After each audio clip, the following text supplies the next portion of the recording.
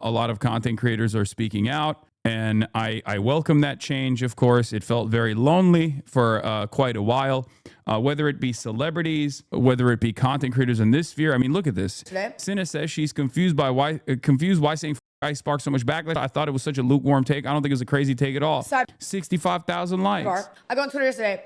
I said the thing that I said, don't care about whatever I said. I said like or whatever. Thought it was like such a lukewarm take, like nothing burger of a take. Cause like anybody can say that because it's true. Most people feel that way. Bro, that shit banged on Twitter, got like 30K likes. Listen, this is like maybe a crazy take, okay? Maybe a crazy take. You, as a viewer, I hope you guys learned this, and maybe I don't need to say this, but it's true though. You don't, as a viewer, need to idolize things that content creators say all the time. Like me saying that should be a lukewarm take that everybody's like, yeah, no shit. You know what I mean? Cause like I don't think it was a crazy take at all. I think it was just like she's right. A very normal take. I don't say things ever like for the props, and I don't like that like it's like a really big deal. Like you guys are like, oh my god, thank you for her standing up for this. Cause I'm just telling you how I feel because I don't think anybody should question how I feel about it. That's what I'm talking about, dude. She not only has consistently had the right attitude on this stuff, because this is not the first time she's talked about this shit. Not only has she consistently had the right attitude about this,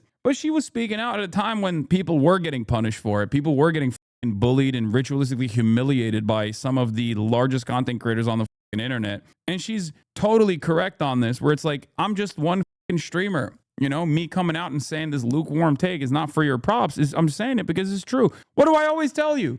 And I try to stress that for all of you as well. You don't do solidarity because it's a transactional relationship. You do solidarity because it's the only way to identify and solve these problems. But like I saw people being like, oh my God, like that's so crazy. I'm like, no, I feel like you just shouldn't have to question how I feel about that, because that's not like, that's not really like a sides thing. That's like a human rights thing done. That's like different. Like we're not even talking about like anything like that. I'm talking about like a human rights issue, and then we just leave it at that. So it's like, I just feel bad that people take some things I say and they're like, oh my God, like. I thought you were coping when you said people were glazing you on the Los Pollos reply, but this morning I was watching a streamer whose community doesn't really with you, and they were saying W Hassan. Yeah, because again, it's vibes, brother. That's why Elon Musk purchasing Twitter was such a devastating outcome for all of these other normies who just lean into, who have no political education whatsoever, who just lean into vibes. And if the vibes are dictated by what people see all the time,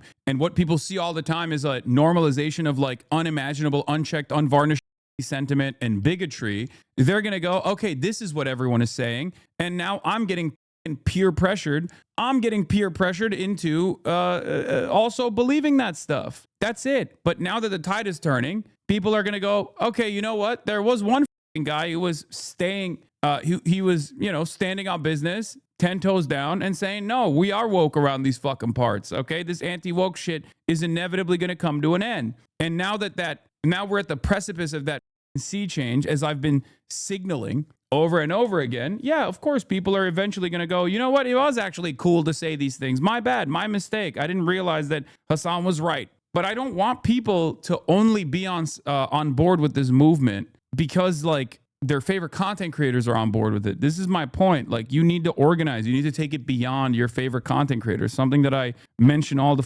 time. The goal right now is to make sure the Dems don't steal this anti-Trump energy. I mean, I think the Dems have been so out of touch with the needs of the regular people, ordinary people, that it's unironically causing people to figure out that they need to organize beyond the duopoly. Like, we'll see. If Democrats pulled the 2016 resistance liberalism, they probably could tame a lot of this energy. But they're not even doing that, which is causing people to look for alternatives, which is also part of the reason why I despise when people and shit on, and not like shit on Zohran Mamdani for good reasons, because there are things that he's going to do as mayor that I don't agree with either. But like when they think, oh, these guys are just like participating in bourgeois democracy, they're not moving the needle at all. You are stunted in your vision. Okay. You don't understand what people like Zohran Mamdani do for a broader movement in the direction of socialism. You just don't see it. You don't understand it. You don't recognize it. You don't understand that, like, for a lot of Democrats,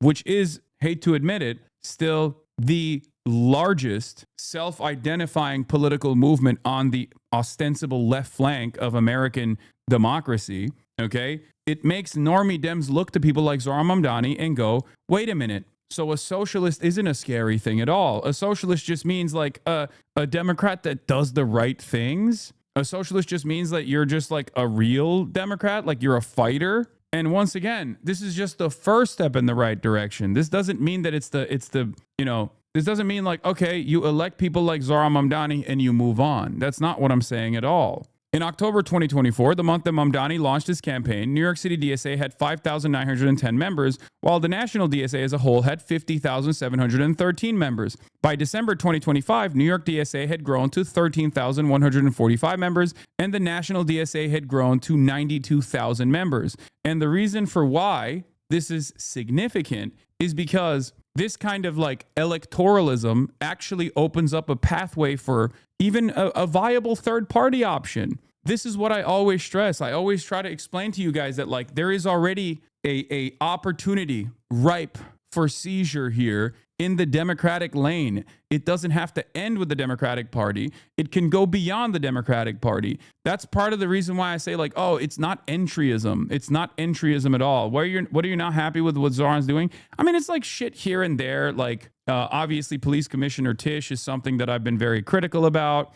I think he also said something the other day about like a officer involved shooting, like using the language that that liberals use all the time that like hides or shelters the police in that situation. You should be more oppositional. You should be unafraid to be more oppositional, I think. I'm in favor of utilizing socialist language if your goal is to present a different alternative. But ultimately, it still doesn't matter because people fucking love him. People fucking love him because of all the good shit that he does. He went out there like goddamn Che Guevara post Cuban Revolution and was plowing the fucking snow. That kind of stuff matters, dude. Here's how Staten Island is reacting to it. At New York City Mayor, if this is how NYC sanitation will operate under your leadership, I'll vote for you 3 more times. Should have always been this way. We all have to go to work. A lot of politicians that I talk to at every level will always say the number one thing you have to deal with, the number one thing you have to dial in is constituent services. This is what a lot of politicians that have national prominence forget to do. A lot of people will talk about Ilhan Omar or Rashida Tlaib and how popular they are. They're not popular because they have, the perfect foreign policy positions. They're also popular with their constituencies because they have constituent services. They fucking dial in and they give back to the community that voted for them. And that's how you become a profoundly powerful individual in your own party. And that's how you can fight to move the needle in the appropriate direction. Zohran Mamdani is doing that. He's doing that so much that all these fucking liberals that initially were very cold on Zohran Mamdani have flipped the script and now have to find themselves in this unique predicament where they have to be like, well, we like Zohran, but we hate Hassan. So obviously Zohran must hate Hassan as well. Sometimes politics is much simpler. The real fear of Zohran Mamdani's critics is not that he fails, but that he succeeds. This is something that I've said quite a bit as well. Americans might ask, wait, the government can be competent? Why isn't our city competent? When they actually see a socialist elected, they go, wait a minute, this just is like what the Democrats have presented themselves as. This guy's just the real one. This guy's just the real fighter. He's going to fight for me. This was an option. I want more of this, please. And this is, for all intents and purposes, this is something that he is aware of, okay? I can say that through my private correspondence with him, and we're working on doing something together when I, hopefully he'll have time, when I go to New York as well. But like, this is genuinely something that he is aware of, right? Is that not just entryism? No, entryism is if you stay in the Democratic Party side, okay? Like if you're just saying like, oh, we'll have we'll change the entire Democratic Party by having all the Democratic Party be entirely comprised of Zohran Mamdanis. Now, entryism could work, okay? Entryism could work. I just don't